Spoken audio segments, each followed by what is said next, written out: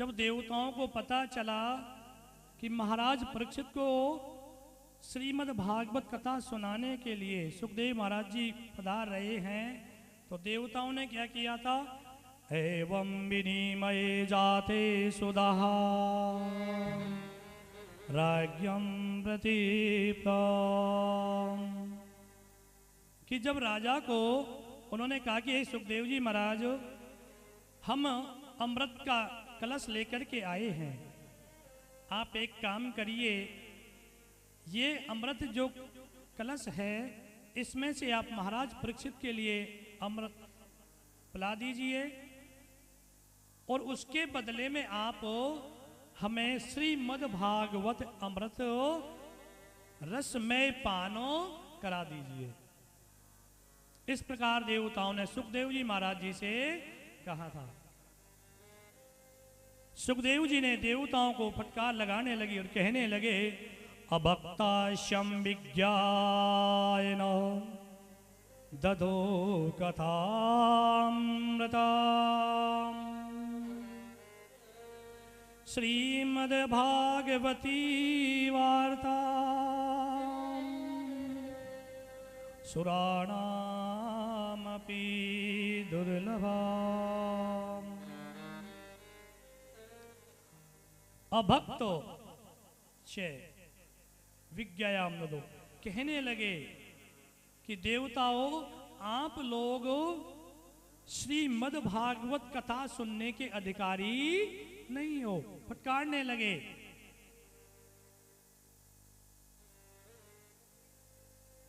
श्रीमद् भागवत कथा का रसपान भूलोक पृथ्वी लोक पर है।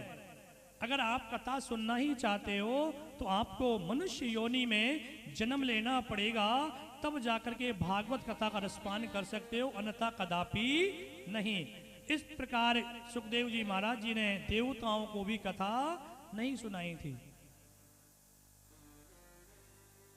इस प्रकार जब देवता लोगों ने सोचा कि श्रीमद् भागवत कथा के अंदर ऐसा क्या अमृत है जो सुखदेव महाराज जी ने आज हमें मना कर दिया। इस प्रकार विचार करके ब्रह्मा जी के पास गए।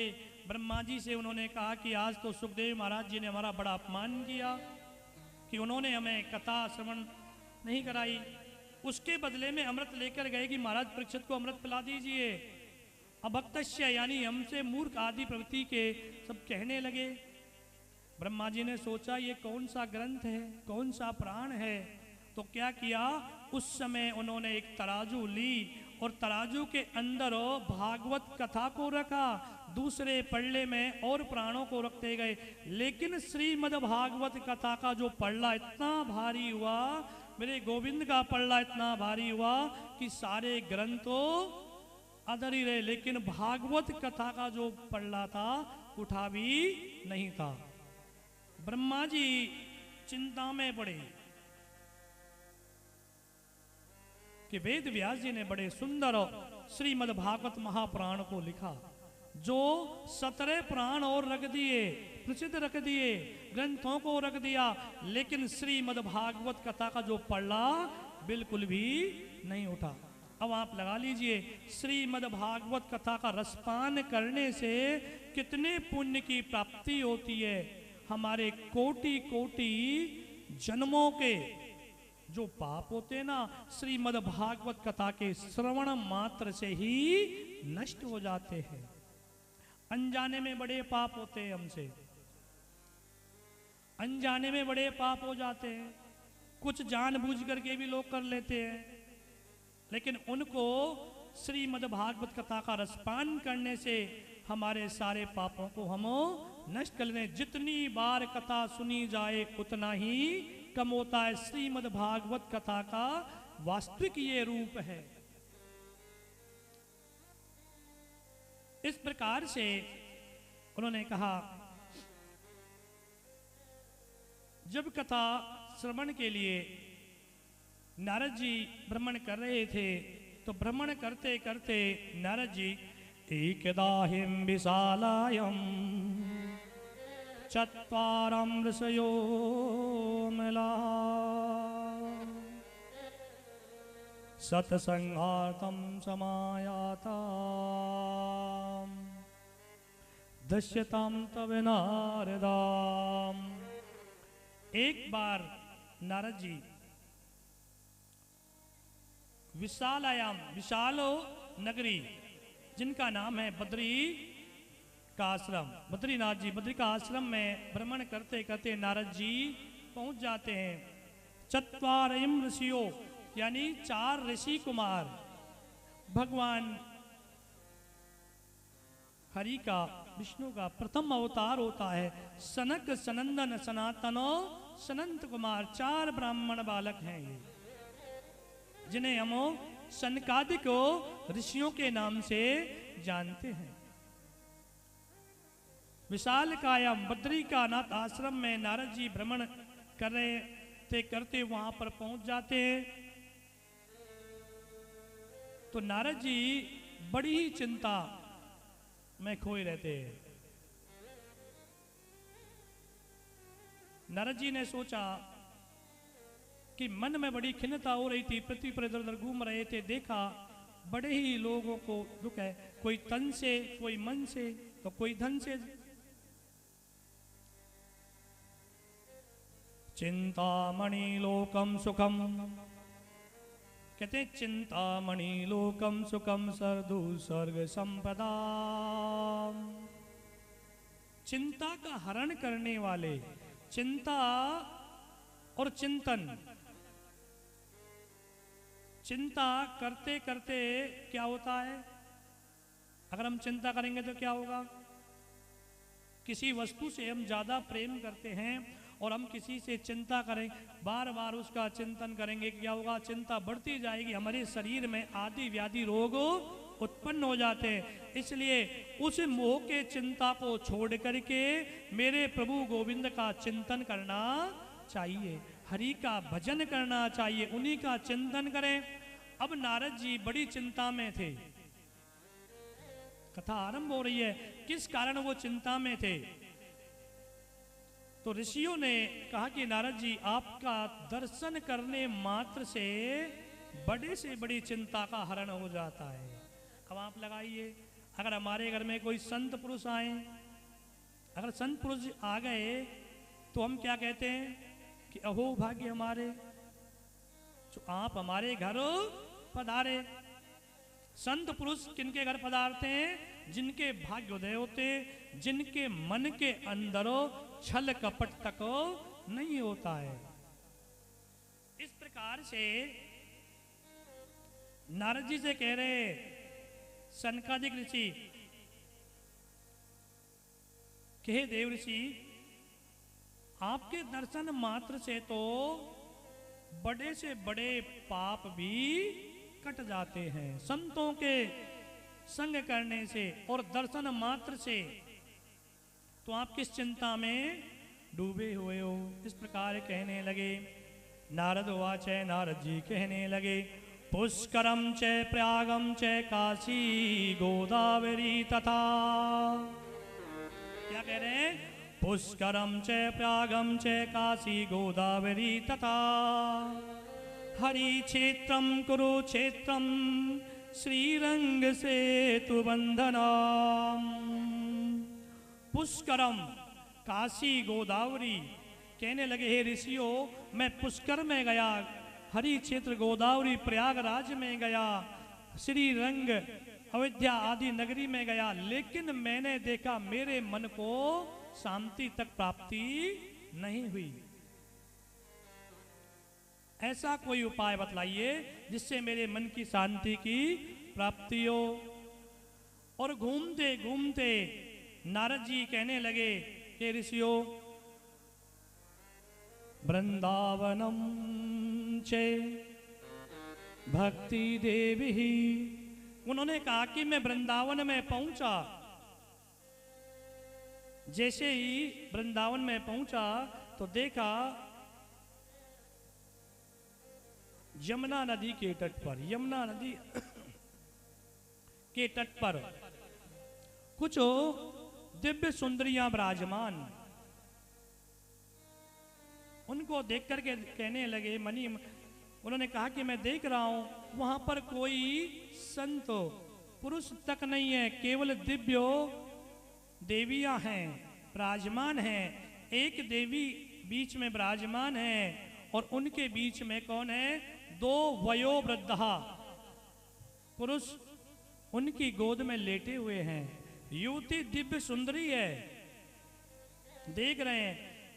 नारद जी ने सोचा कि मैं वहां से दूर जाना चाह रहा था जहां देवियां हो। बड़ी सुंदर ज्ञान की बात बता रहे हैं सूत जी महाराज जी। देखिए, जहां पर हो देवियां ही देवियां हो, पुरुष भी ना हो, वहां पर एक पुरुष दूर से देखे और अगर वहां पर जाए, नारद जी ने सोचा मैं अगर जाऊंगा मुझे अपशब्द कहने लग जाए, किस लिए आप आए हो, यहाँ किस काम के लिए आए, आपका यहाँ पर क्या काम है। तो नारद जी ने देखा तो वहां से वृंदावन में यमुना नदी के किनारे पर तो वापस लौटने लगे। जो दिव्य सुंदरी वहां पर बैठी हुई है, भो भो साधवो क्षणम तिष्ठम चिंतामपि नाशया दर्शनम तवो लोकस्य सर्वताहरम पापम। भो भो साधुवो, देवी ने पुकारा कि हे साधु आप रुकिए, जरा ठहरिए, जरा आप ठहरिए। चिंता मग्नम, जो मेरी चिंता बढ़ती जा रही है आप उसका निवारण कीजिए। इस प्रकार से नारद जी को उन्होंने कहा तो नारद जी वहां पर गए, जाने लगे। नारद जी ने कहा काशी तुम, कि आप कौन हो देवी? काशी तुम, कि आप कौन हैं देवी? अहम भक्ति रति क्या था इमो में तनयो मतो ज्ञान वैराग्यम नामनो काल योगे न जर्जरो इमं भक्ति ख्याता।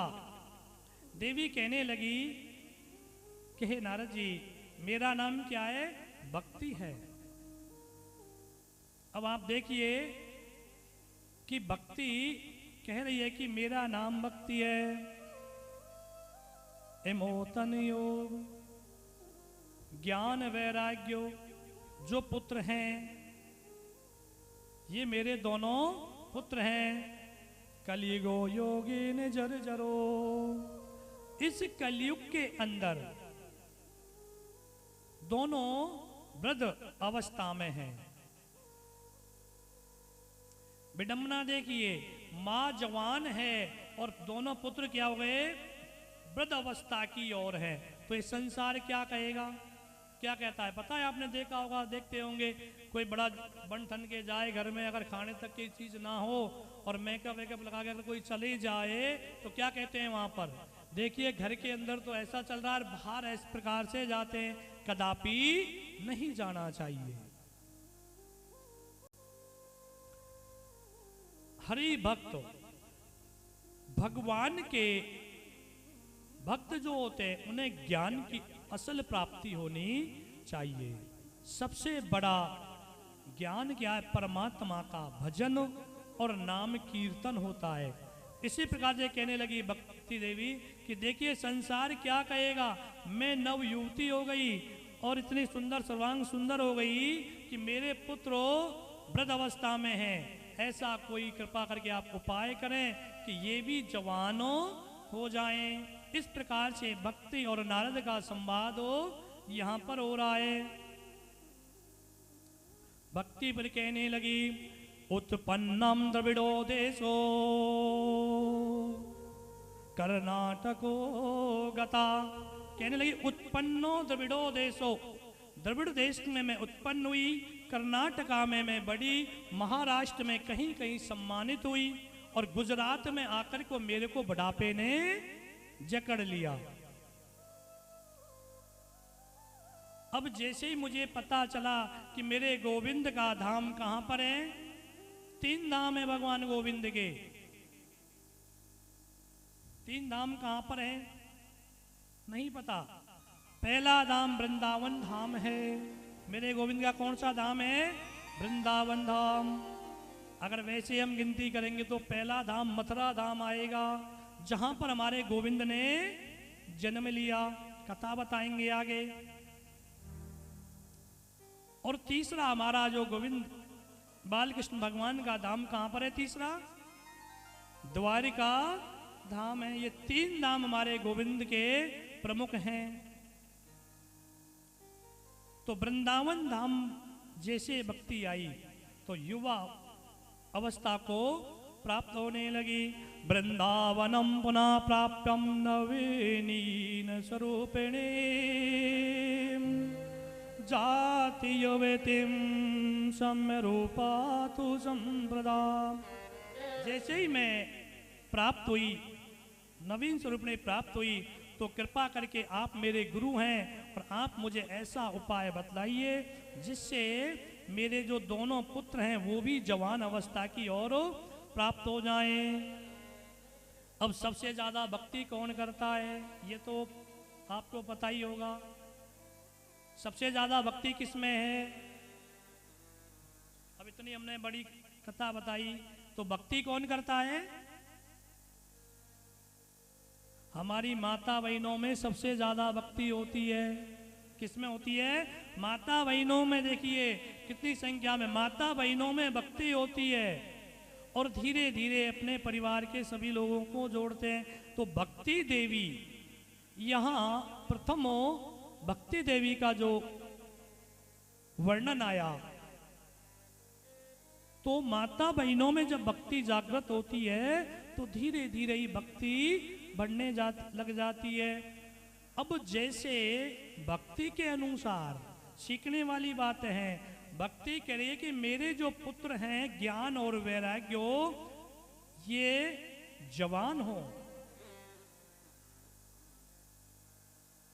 इस प्रकार से उन्होंने बार बार यही नारद जी से कहा कि नारद जी आप बताइए कि किस प्रकार से ये जवान होने चाहिए। फिर भक्ति देवी ने ये भी प्रश्न किया, कथतम परीक्षितम राजा स्थापितो हर्ष शुचि कली जातहम कुलो सर्वसारम कुत्रो गतो महान। कि हे ऋषिवर, ये महाराज परीक्षित ने इस कलयुग को आने ही क्यों दिया? कि ये कलयुग को मारा ही क्यों नहीं?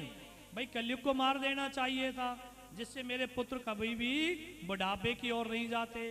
भक्ति देवी कह रही है कि इस परीक्षित को कलयुग को मारना ही चाहिए था, उन्होंने मारा क्यों नहीं? तो कलयुग के अंदर एक कितना बड़ा भारी गुण है, 99 अवगुण में से एक गुण कितना भारी है कि कलयुग केवल हरि गुण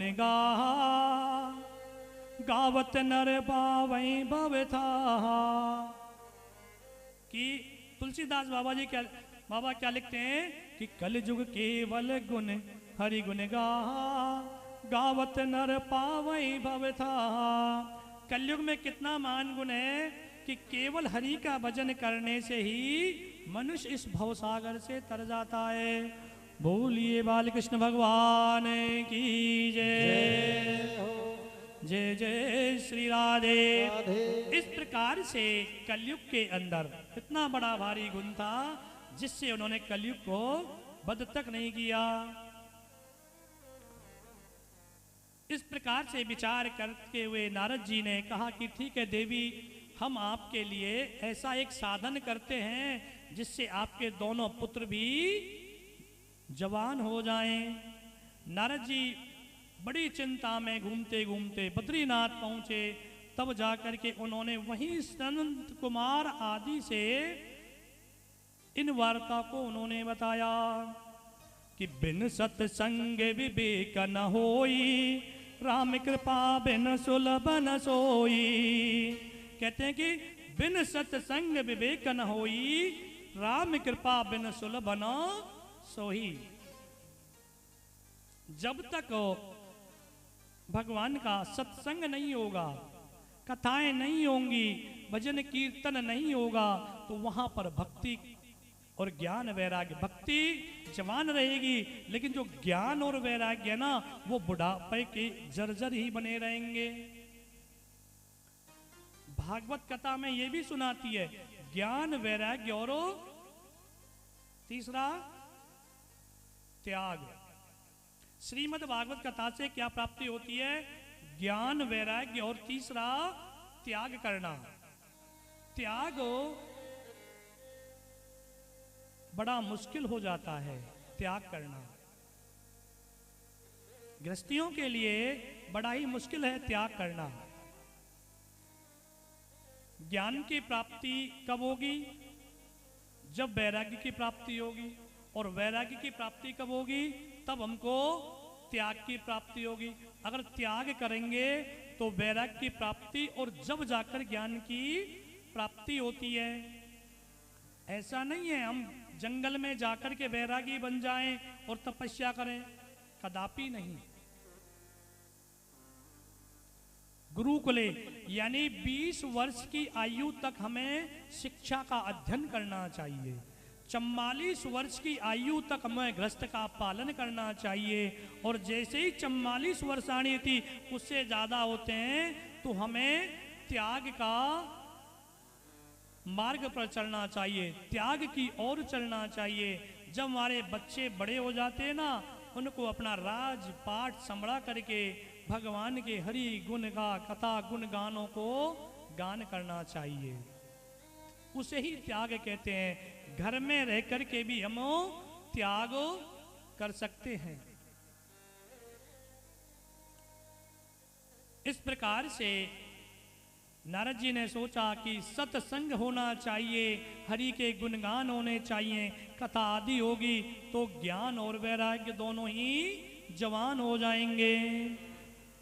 बोलिए वृंदावन बिहारी लाल की जय। इस प्रकार से जयकार करने लगे तो बद्रीनाथ में गए। उन्होंने संत कुमार आदि से इस प्रकार प्रश्न किया। तो उन्होंने कहा कि हे देव ऋषि, अब बद्रीनाथ में तो कथा करना बड़ा दुष्कर हो सकता है, क्योंकि पहाड़ों के ऊपर बद्रीनाथ जी का आश्रम है। तो कथा कहाँ की जाए, कहाँ पांडाल लगाया जाए, ऐसी व्यवस्था भी तो होनी चाहिए। जब काफी सारे अगर भक्तगण श्रोतागण इकट्ठे हो जाएं तो उनके लिए क्या है, जगह भी तो उचित हो चाहिए। तब कहने लगे, बद्रीनाथ से नीचे की ओर आए और हरिद्वार में जा करके चारों कुमारों ने, शनकादिकों ने वहां कथा प्रारंभ करने लगे। जैसे ही वहां कथा प्रारंभ होने लगी, वहां पर भृगु वशिष्ठ च्वनश्च गौतमो मेधातिथि देवल देवरालो। भृगु, च्वन ऋषि, मेधा, गौतम, इंद्र आदि देवता जब कथा कह रहे हैं हरिद्वार में, इस कथा का श्रवण पान कर रहे हैं कौन? नारद जी। और कथा कौन कह रहे हैं उस समय? शनकादिक ऋषि। शनकादिक ऋषि कौन है? सनंत, सनातन और सनंत कुमार, 4 ब्राह्मण बालक। भगवानों प्रथमो अवतार, भगवान का पहला अवतार है। इस प्रकार से जितने भी ऋषि महात्मा देवता आदि वहां पर पधारे और भगवान की जय जयकार करने लगे। बोलिए बाल कृष्ण भगवान की जय। जब कथा होती है तो कथा में क्या होता है? जय जयकार भी करते हैं, नाच गान भी करने लगे। तो जैसे ही भक्ति नाच गान होने लगा, भक्ति वहां पर प्रकट हुई, ज्ञान वैराग्य भी आने लगे।